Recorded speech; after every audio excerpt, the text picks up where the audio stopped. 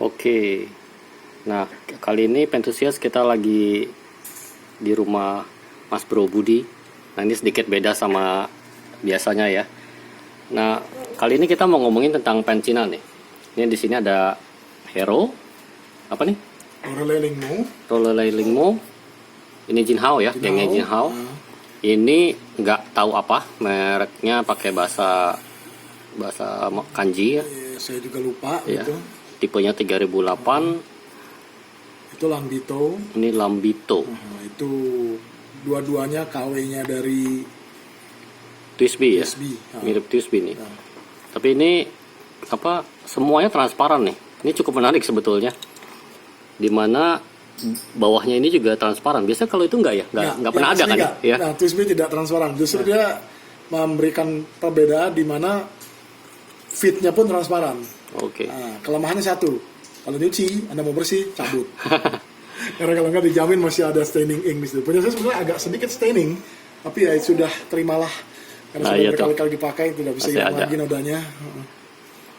Nah, kita mau ngomongin pen Cina karena banyak yang nanya apakah pen Cina itu oke untuk dipakai, karena harganya terus terang lumayan menggoda nih, kayak sekitar bisa 20.000, 30.000 gitu loh. Tuh, kita mulai dari yang paling murah. Mhm. Ini harganya kalau nggak salah 10.000 lewat sedikit, $1 di bawah 5 yang pasti ya. Saya lupa persisnya, ini berarti udah agak lama.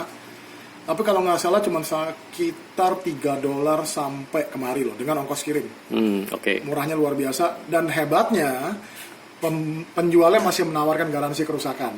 Oh, gitu. Dan saya pernah ngeretur satu, jadi bukan retur, digantikan satu pen baru. Oke, Nah, itu karena sectionnya retak. Oh. Jadi waktu saya terima pennya itu, nah di dalamnya retak. Jadi bukan pennya sendiri yang retak loh. Di dalamnya dia punya pen housing. Kalau Anda tahu dalam acara fountain pen, nah ini converter, ya kan? Nip ini kalau Cina biasanya untuk menghemat cuman plug and play, jadi friction fit. Untuk tipe ini dia ada nip housing. Nah, wow. Oh, gitu. Seperti Pelikan dan pen-pen Eropa mahal lainnya gitu kan. Makanya. Dan ini retak, jadi tintanya bocor waktu itu. Oke. Dan saya digantikan satu pen baru karena harganya terlalu murah untuk diganti secara part. Nah, konverternya mereka juga cross compatible. Jadi antara Jinhao dengan Hero itu cukup bersahabat. Ini kan Jinhao ya. Jinhao sendiri punya beberapa tipe konverter. Maksudnya yang beda adalah di pegangannya.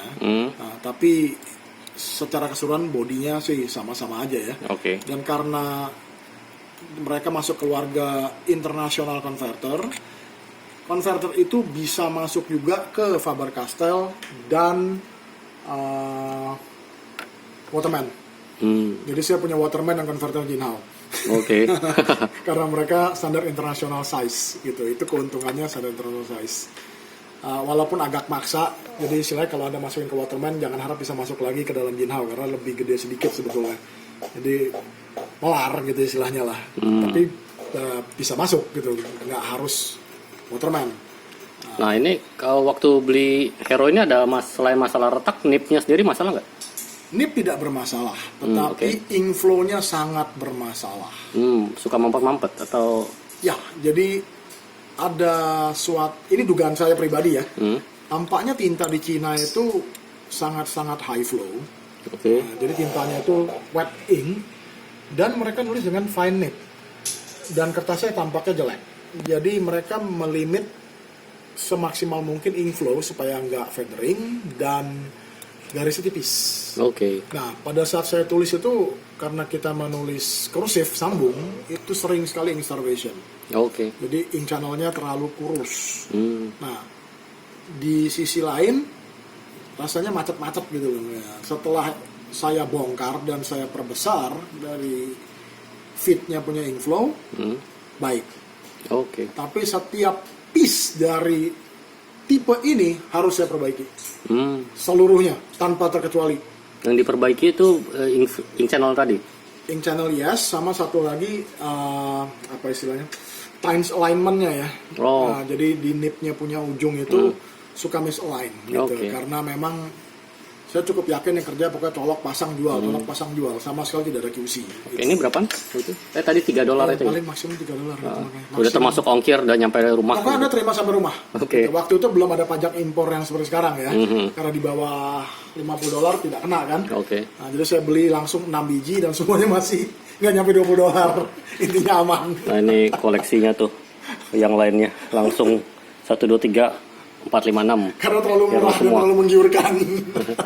Itu by the way kopi dari Sailor Pro Color. Oh, ini Ya, kopi itu dari kopi Sailor. dari Sailor Pro Color ya. Oke. Sailor Pro Color satu piece loh ya, satu piece.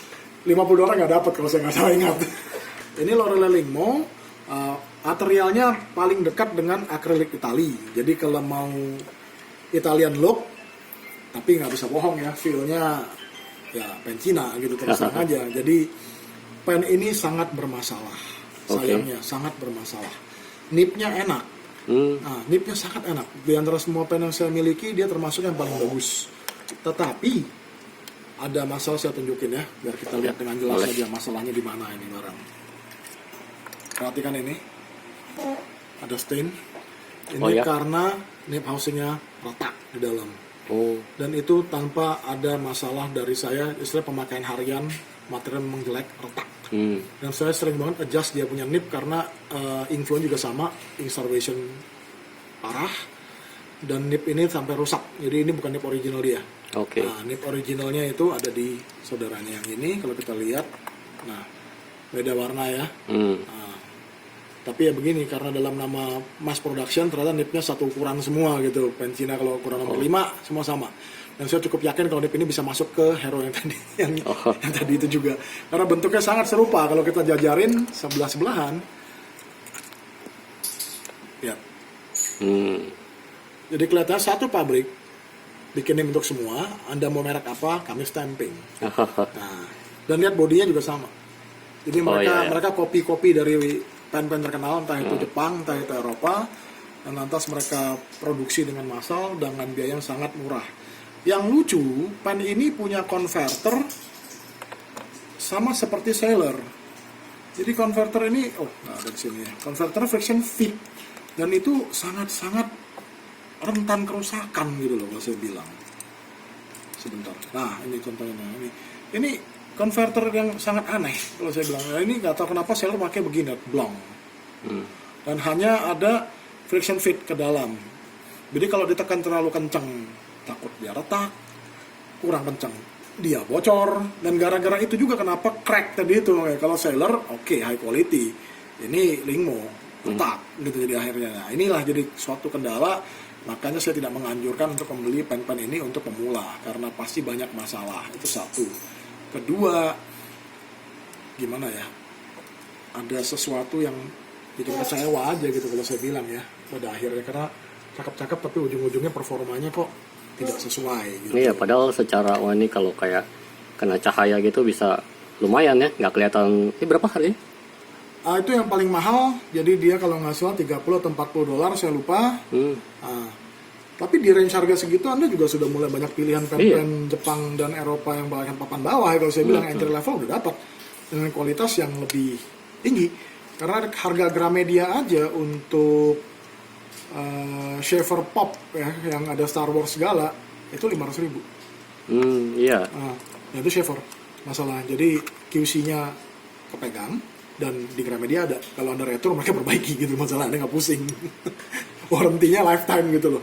Maksudnya akan diservis dengan Anda bayar berapa lah biayanya gitu lah. Dan itu dijamin sudah terjamin lah istilahnya gitu kan, purna jual dan sebagainya gitu. Ini Anda beli ya sudah, resiko Anda sendiri. Anda nggak bisa komplain ke pabrik. Dan untuk Lingmo ini khusus sudah discontinue. Oh. Jadi ini buat pemula sangat nggak noob friendly lah ya. Tidak saya anjurkan. Benar-benar tidak friendly untuk newbie user ya, kalau saya bilang new user jangan deh, kalau saya nganjurin jangan. Dari semua pen ini saya cuma bisa menganjurkan Jinhao. Ini seri ini 3 ini kalau saya urutin aja ya biar lebih gampang. Ini seri yang paling kecil 450, ini 750, ini 159. Dari nama aja Anda tahu kalau ini KW-nya dari Montblanc 149. Bentuknya juga niru dari Montblanc lama, dan memang bedanya cuma di ukuran. Jadi body lebih gede, sedang, dan ini berdua sebetulnya identik. tetapi dia punya section, grip sectionnya itu ada tapered, yang ini belum. Jadi kalau saya kasih lihat, ini tubular. Oke. Ya, nah ini nggak ada section. Sementara yang satu 45 ini nipnya udah nggak ada karena saya cabut ya. Tapi lihat ini ada bidang ratanya ya. Nah, kenapa ini saya cabut? Karena ini pengen saya eksperimen sampai akhirnya rusak gitu. Karena murah juga saya tega gitu intinya. Dan nipnya compatible. Jadi 3 ini cross compatible semua. Anda bisa cabut colok nipnya masuk sama persis. Dan mereka friction fit. Jadi nggak perlu ada nip housing, cabut colok, dan karena murah rusak pun Anda nggak nangis gitu buat belajar. Saya waktu belajar nip tuning dan service pen ini sangat-sangat membantu karena mereka pen metal, jadi bodinya nggak akan retak. Satu, kedua nipnya dijual lepas. Jadi kalau Anda mau nip grinding, Anda beli aja nipnya deh, jujur ya kalau mau belajar. Dari medium, mereka bukan medium, mereka lebih ke broad, mereka sekitar 0,7. Medium tuh 0,5 kalau saya nggak salah. Dan kedua, kalau lihat ini ada kayak pola-pola pasirnya, ini namanya oksidasi ya. Tadinya nggak begini, tadinya mengkilat seperti ini. Oh gitu. Ya, jadi mungkin masih kelihatan sedikit di mana bagiannya. Ini makin lama makin banyak nih soal ini. Saya udah nggak tahu lagi di mana bagian yang belum pernah. Mungkin di lipnya ini lihat nih, pen lipnya. Ini hasilnya seperti ini ya, licin. Tidak ada pola-polanya. Jadi ini pola-polanya akan sangat-sangat custom tergantung Anda. Ini sebetulnya tuh cacat. Cacat. Seperti inilah aslinya nih kan, belum ada polanya gitu kan. Satu pennya begitu aslinya. Tapi entah kenapa akhirnya jadi begini. Saya juga bingung. Dan ini kepegang loh. Ini nimbul. Iya. Bukannya pola doang. Ini Jadi burik-burik ya. iya, makanya lama-lama makin rusak gitu intinya. Ya sudahlah. Dan compatible juga di converter. Jadi kelebihan Jinhao ada. Kalau Anda beli converter 1, nip 1 untuk 450, 750 dan 159. Saya punya rekan teman di India yang spesialis koleksi 450. 450 ini paling banyak modelnya, paling banyak warna, bukan model, warnanya, versi motifnya paling banyak. 159 persis sama modelnya, cuma beda warna. Tapi warna juga kayak ada 6 atau 7 gitu. Ini berapa ya harganya? Mereka semua di bawah $10. Mereka di bawah range-nya di antara 5 sampai 7 tergantung toko. Hmm. Sekitar segitu, saya juga udah lupa terus terang karena beli udah lama. Dan mereka di bawah 10 yang pasti gitu. Sekitar 7-an seingat saya. Dan ini ada 30 varian warna itu saya nggak salah ingat. 450. Banyak banget karena teman saya pertunjukin dia punya koleksi dan itu berderet kayak 60 cm ujung-ujung gitu, berderet rapat. Nah, yang paling sedikit variasinya. 750 ini cuma ada 4 apa 5 gitu variannya, saya lupa. Paling sedikit varian tapi paling reliable. Dan buat saya paling nyaman. Karena ukuran tidak terlalu besar, tidak terlalu kecil, dan apa ya, papernya nggak terlalu ekstrim ya kalau saya bilang ya. Oke. Karena 159 ini bodinya gendut, tapi nipnya sama dengan yang 750. Jadi sectionnya tapernya agak terlalu agresif kalau saya bilang. Jadi di tangan agak kurang nyaman gitu. Kalau Anda lihat ya di sini, ini yang biar jelas ya buat rekan-rekan kita yang bingung gitu kalau tadi maksud saya tapernya itu apa, perhatikan. Jadi selisih ukuran antara pangkal sama akhirnya ini loh. Makin kan mengecilnya ya. Jadi derajat penciutannya itu agak ekstrim kalau di 159, 750 lebih kecil ya, lebih nyaman buat saya menulis gitu. Padahal mereka nipnya sama persis. Ini bisa dicabut colok nih. Jadi kalau demo aja, nah ini sebentar ya. Nah, ini 750 saya lepas. 159. Tada. Benar-benar satu ukuran dan itu fit dan nip. Jadi kalau ada yang rusak Anda bisa pasang semaunya aja sebetulnya. Dan saya ada beberapa nip pertama yang saya custom grind dari mereka. Jadi saya latih buat membesarkan in channel, saya latih untuk grinding dari medium large ke fine dan lain-lain, itu semua ya karena availability gitu. Pen ini sangat bersahabat ya untuk orang yang mau belajar nip grinding kalau saya bilang. Karena saya lupa terus terang saya belanja di toko yang mana, di AliExpress mereka jual per 6 pieces. Oh, per 6 pieces nipnya. Ya. Yang itu harganya kayak 7 apa $8 gitu. Ya, saya lupa, $2 sekian mungkin satu piece jatuhnya gitu ya. Tapi kalau Anda beli 6 ada special discount atau apa gitu, saya lupa. Jadi ada paket satuan, ada paket per 6-an gitu. Saya beli paket per 6-an karena hemat di ongkir gitu intinya, dan jatuh jauh lebih murah. Nah, ini pen yang sangat bersahabat untuk eksperimen gitu kalau saya bilang. Dan kalaupun rusak nggak nangis, intinya sih gitu. Jadi di antara Hero, Lingmo, Ini merek yang unknown ya. Ya, dengan Jinhao paling oke nih untuk paling bisa kelas di sini. diandalkan kalau saya Oke. bilang. Jadi disparitas kualitasnya tidak mengejutkan. Itu satu. Kedua, relatif kuat karena dia pen metal. Oke. Relatif kuat. Jadi kalau jatuh pun banyok lah ya, nggak pecah. Karena kalau yang ini saya jamin pecah. Yang ini sudah pernah pecah satu, soalnya bukannya apa. Ada yang jatuh, pecah. Plastiknya sangat-sangat getas ya, mudah pecah. Nah, kalau ini seperti kita ini kan KW-nya Twisby nih. Ya, piston. Kalau Anda mau belajar servicing piston, ini cukup bersahabat sejujurnya aja. Dan desainnya cukup pinter, karena dia bisa dipisah. Oh, bukan yang ini ya. Ada satu yang bisa dipisah, saya agak lupa yang mana. Sejujurnya aja. Ini bisa dibuka dari sini langsung. Ini tules ya.